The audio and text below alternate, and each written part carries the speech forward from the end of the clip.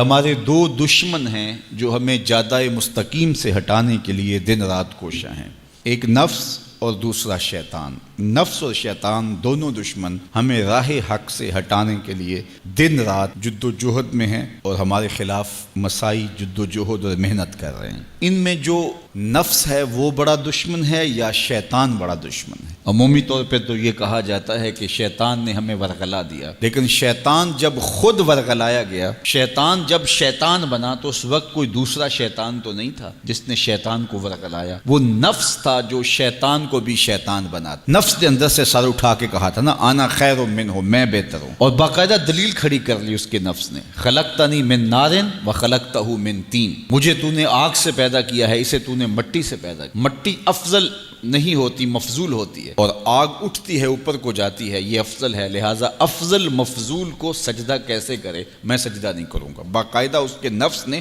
ایک دلیل تراشی۔ اللہ اگر چاہتا اس کی دلیل کے بخی اور دھیڑ کے رکھ دیتا، لیکن اللہ تعالیٰ نے اس کی دلیل کا جواب دینے کی بجائے کہا جا میرے دربار سے نکل جا۔ اس نے کہا مالک مجھے مہلت دے دے، کہا جا قیامت تک تجھے مہلت۔ اللہ اکبر۔ تو اب شیطان کو شیطان بنانے والا نفس ہے جس نے اندر سے کھڑے ہو کے کہا انا خیر منہ، میں بہتر ہوں۔ اس میں نے شیطان کا بیڑا غرق کر، انانیت اسے کہتے ہیں، انا خیر منہ، اس سے انانیت ہے، میں بہتر ہوں۔ ایک بزرگ تھے، انہوں نے ساری زندگی اپنی زبان پہ لفظ میں نہیں آنے دیا۔ وہ فرماتے تھے یہ وہ لفظ ہے جس نے شیطان کا بیڑا غرق۔ تو وہ اس مفہوم کو ادا بھی کرنا چاہتے تو بالفاظ دیگر کر۔ کسی نے سنا کہ فلاں شخص ہے، اس کی زبان پہ کبھی میں کا لفظ نہیں آیا، تو اس نے کہا لو اس کی زبان پہ یہ لفظ کیوں نہیں آیا، میں جاتا ہوں اور ان کی زبان پہ یہ لفظ آئے ہی آئے۔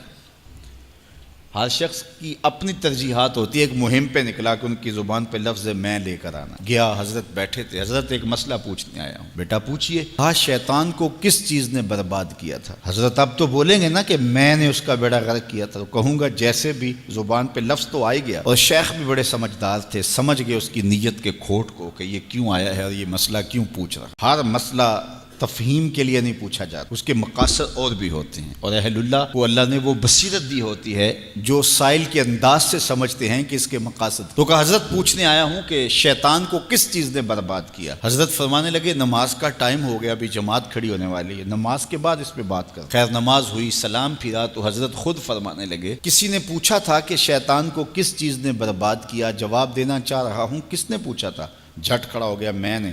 کہا بس اسی نے اس کا بیڑا غرق کر دیا۔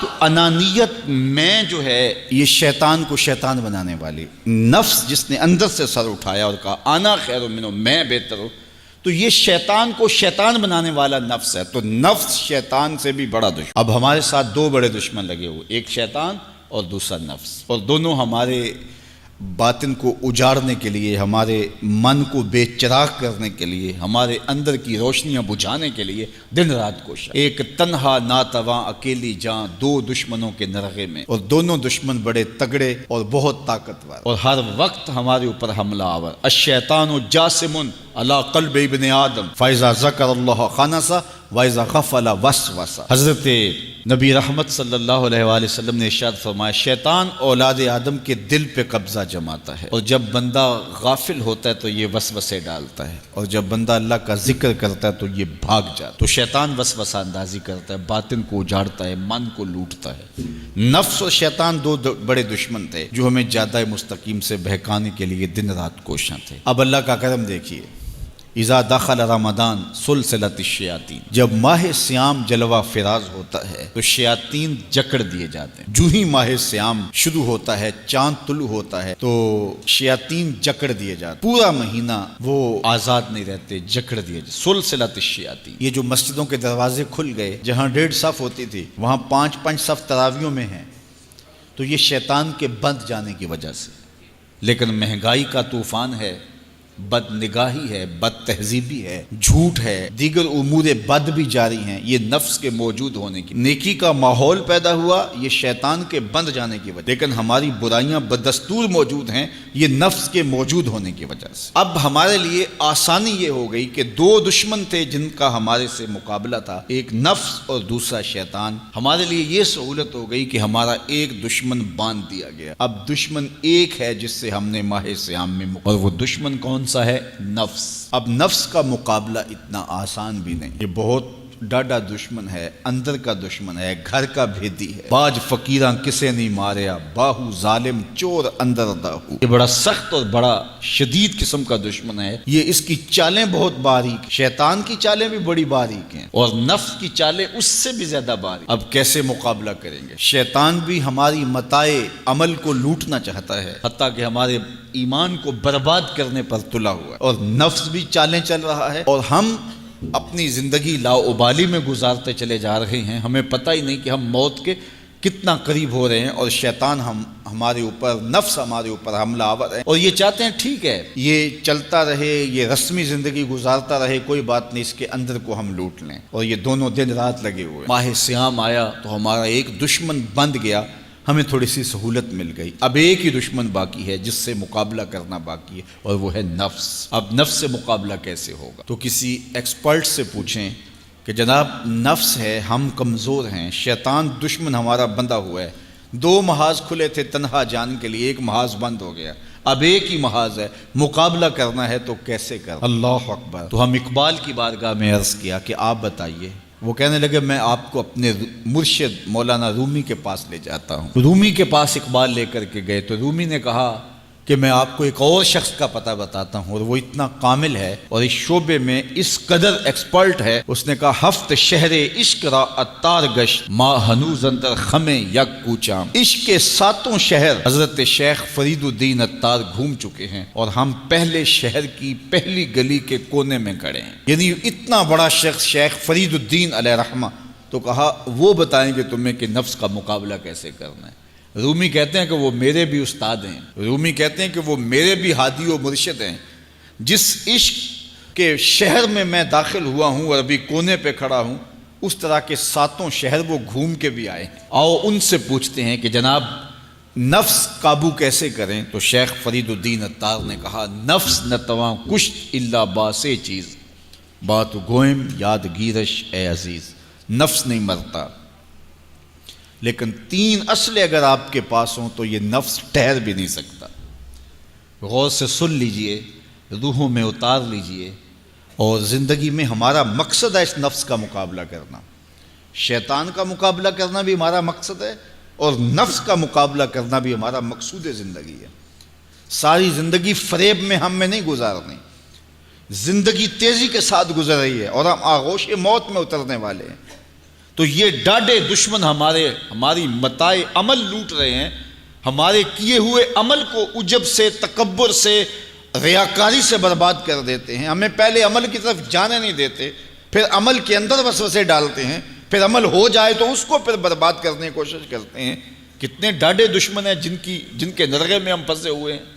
تو پھر ہمیں کوئی بندہ مل گیا ہے جو بتا رہا ہے کہ جناب اس کا مقابلہ ایسے کریں گے، تو پھر آج کی سن لیں ہم اور غور کر لیں اور اپنے اندر اتریں۔ تو شیخ فرید الدین اتار ہمیں بتا رہے ہیں، تو سنیے وہ کیا کہہ رہے ہیں۔ نفس نتواں کشت الا باسے چیز، نفس نہیں مرتا، یہ بڑا ڈاڈا ہے، لیکن 3 اسلحے اگر آپ کے پاس ہوں تو یہ ٹھہر بھی نہیں سکتا۔ وہ 3 اسلحے کون سے ہیں؟ خنجر خاموشی و شمشیر جو، نیزائے تنہائی و ترک ہجو۔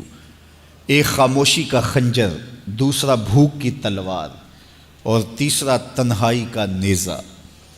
یہ 3 اسلحے تمہارے پاس ہوں تو پھر نفس ٹھہر بھی نہیں سکتا۔ خاموشی کے خنجر سے نفس پہ وار کیا جا سکتا ہے۔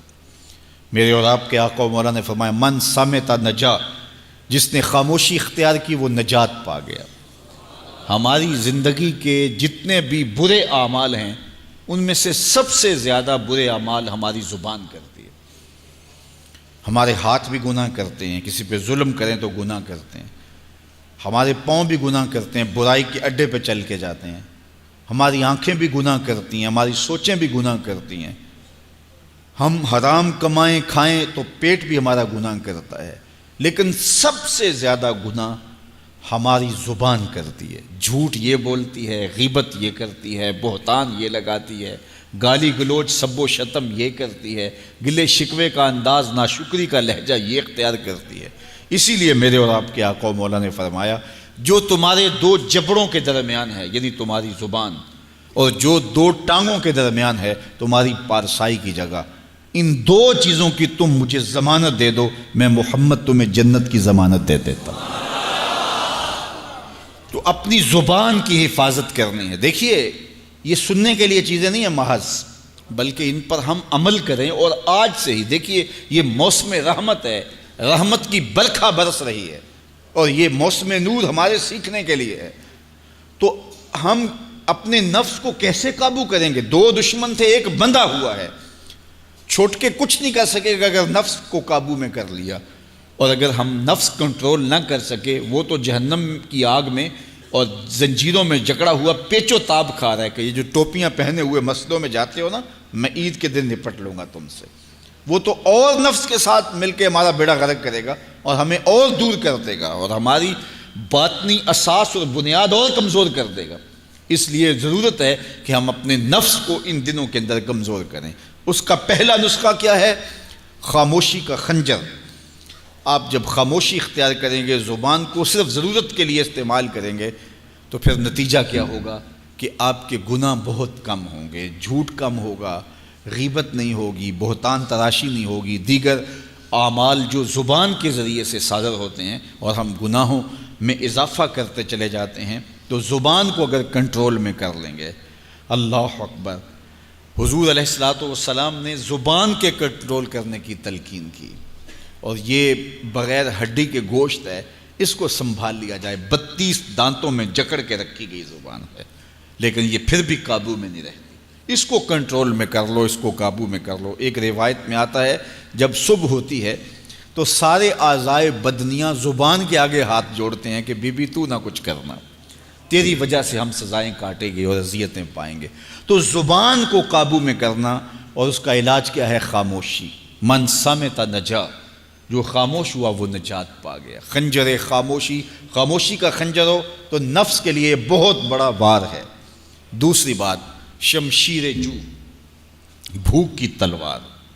بھوک کے ذریعے نفس کشی ہوتی ہے، نفس کا مقابلہ بھوک سے ہم کر سکتے ہیں، چونکہ جب بھوک ہوگی تو اس وقت بہت ساری خواہشات جو ہیں وہ دم توڑ جائیں گے۔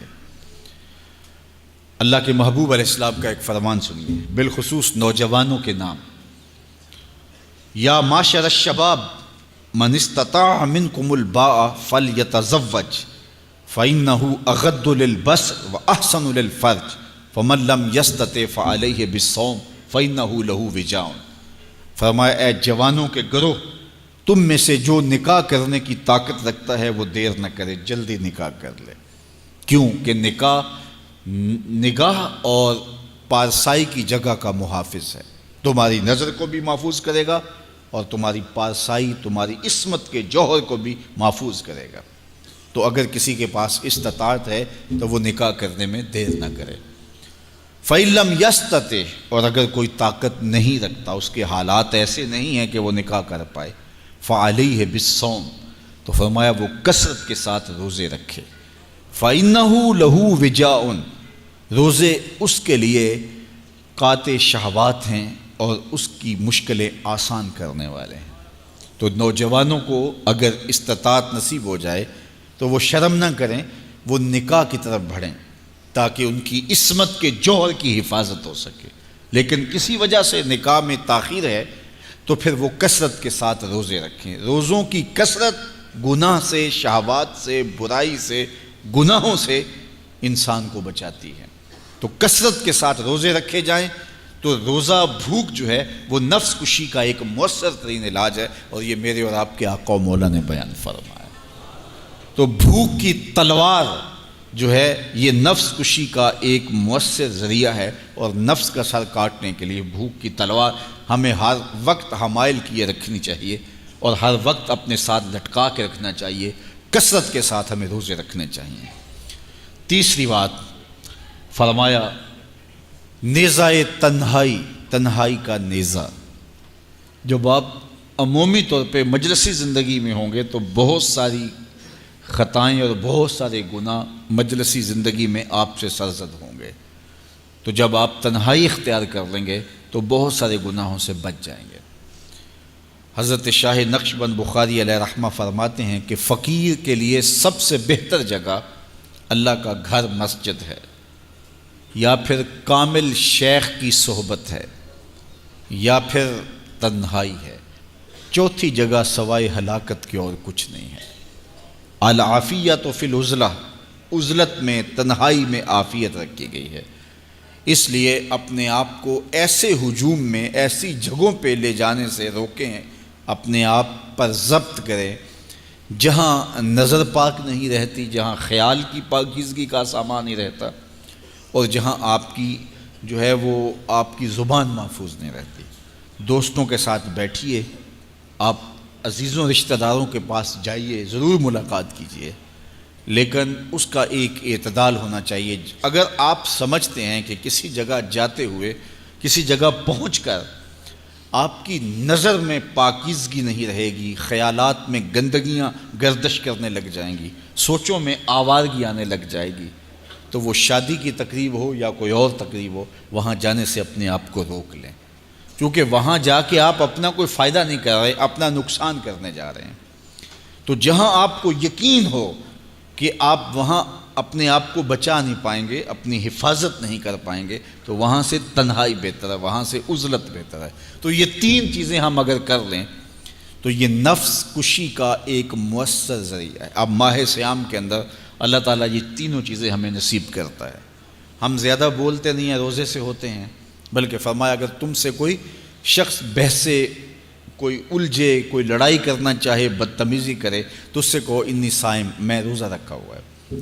اور اسی طرح بھوک تو میسر ہوتی ہی ہوتی ہے، اور تیسری بات کہ عزلت بھی میسر ہو جاتی ہے، اس میں آپ ذکر کے لیے، فکر کے لیے، روزے میں آپ تلاوت کلام مجید کے لیے تنہائی اختیار کرتے ہیں۔ تو گویا روزہ ایک ایسی تربیتی ورکشاپ ہے کہ جس کے ذریعے سے آپ کے نفس کی تہذیب ہو جاتی ہے۔ جب نفس قابو میں آ گیا، نفس کنٹرول میں آ گیا، نفس کو آپ نے کمزور کر لیا، تو شیطان چھٹ کے بھی کچھ نہیں کر سکے گا، کیونکہ شیطان ہمارے اوپر حملہ کرتا ہے نفس کے ذریعے سے۔ باہر کا دشمن ہے اور نفس اندر کا دشمن ہے۔ ہمارے دیہاتوں میں چوری ہو جائے نا تو بوڑھے بزرگ مل کے بیٹھ جاتے ہیں کہ بتاؤ چوری کیسے ہوئی، تو ایک نقطے پہ سارے متفق ہوتے ہیں، اور وہ نقطہ یہ ہوتا ہے کہ کوئی اندر کا بھیدی ضرور ہے۔ جب تک کوئی اندر کا بندہ نہیں تو باہر سے کوئی آ کے از خود چوری نہیں کر سکتا، تو کوئی اندر کا بندہ ضرور موجود ہے۔ نفس اندر کا بھیدی ہے اور شیطان باہر سے آ کر حملہ آور ہونے والا ہے۔ اس لیے شیطان کو اندر آنے کا موقع نفس دیتا ہے۔ نفس کو ہی کمزور کر لیجئے، وہ آپ کا ساتھی بن جائے، نفس امارہ، نفس مطمئنہ بن جائے، اور وہ نفس جو برائی کا حکم دیتا ہے وہ نفس امارہ کہلاتا ہے، اور جب وہ کثرت ذکر سے، عبادت سے نفس مطمئنہ بن جاتا ہے تو پھر وہ شیطان کے لیے رکاوٹ کا ذریعہ بن جاتا ہے، اور آپ کی زندگی محفوظ ہو جاتی ہے۔ اور یہ ہمارا کام ہے، یہ ہمارے کرنے کا وظیفہ ہے۔ دیکھیے حضرت انسان کو اللہ نے اختیار دیا، زندگی دی، فہم دیا، ادراک دیا، گناہ کی قوتیں اور نیکی قوتیں ساری اس کے ساتھ لگی ہوئی ہیں۔ اس نے صرف ایک لا ابالی شخص کی طرح زندگی نہیں گزارنی کہ جو سامنے آ گیا کھا لیا اور جو زبان پہ آ گیا بول دی، ایسا نہیں ہے۔ یہ تو انسان ہے، اس کو تو اپنی زندگی کی راہیں خود متعین کرنی ہے کہ میری دنیا آخرت کے لیے نفع بخش کیا چیز ہے اور نقصان دہ کیا چیز ہے۔ انا ہدیناہ السبیل اما شاکرا و اما کفورا، کہ ہم نے اس کو دونوں راہیں دکھا دی، وہدیناہ النجدین، اس کو پتہ ہے یہ اچھائی ہے، یہ برائی ہے، اس نے اس سے اجالنا ہے اپنے اندر کو اور اپنے باطن کو سنوارنا ہے۔ تو ماہ صیام ہمارے لیے موسم رحمت اور موسم نور ہے، جو ہمارے اندر کی روشنی کا سبب اور ذریعہ ہے۔ تو آئیے یہ موسم اللہ نے ہمیں نصیب کیا، قرآن مجید کی کثرت سے تلاوت کریں، نفس کمزور ہوگا، تنہائی اختیار کریں، نفس کمزور ہوگا، اپنی زبان پہ قابو کر لیں، نفس کمزور ہوگا، بھوک تو ہم روزے کی وجہ سے کاٹتے ہی کاٹتے، نفس کمزور ہوگا۔ اب شیطان چھٹ کر بھی عید کے دن ہمارا کچھ بگاڑ نہیں سکے گا اگر ہم نے اپنے نفس پہ قابو پا لیا، اور اگر نفس پہ قابو نہ پا سکے تو شیطان تو پھر پیچ و تاب کھا رہا ہے، اور وہ ہمارے اوپر پھر اور زور و شور کے ساتھ حملہ ہوگا اور ہماری متاع عمل کو لوٹ لے گا۔ تو پھر کیا فائدہ ہوا کہ سارے مہینے کی محنت کی، عید کے دن، عید سے 4-5 دن بعد ہم نے لٹا دی، تو فائدہ کیا ہوا؟ اللہ نے اس عورت کی مثال بیان کی ہے قرآن میں جس کا توازن ذہنی ٹھیک نہیں تھا، اور وہ سارا دن سوت کاٹتی رہتی تھی اور شام کو اپنے ہاتھوں سے توڑ دیتی تھی۔ تو کہا کہیں ایسا نہ کرنا کہ تم بھی اس عورت کی طرح ہو جاؤ کہ اپنے ہاتھ سے کاتا ہوا سوت اپنے ہاتھوں سے ہی توڑ دو۔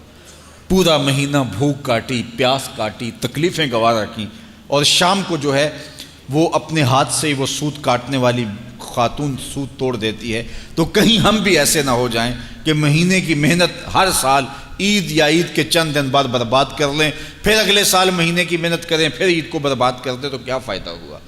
تو ہم نے جو نعمت سمیٹی ہے، جو چیز دی ہے، جو چیز حاصل کیا، اس کو جذب کر لیں روح کے اندر، اس کو اپنے من کے اندر اتار لیں۔